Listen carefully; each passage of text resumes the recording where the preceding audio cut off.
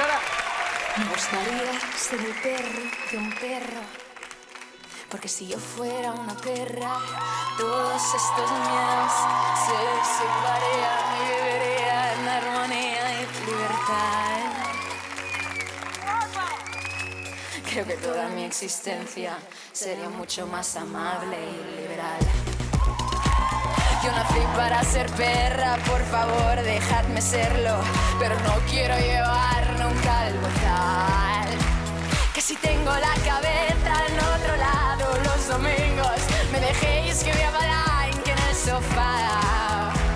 Que si yo ahora fuera perra, juguetona y muy amable, no tendría estos problemas de ansiedad.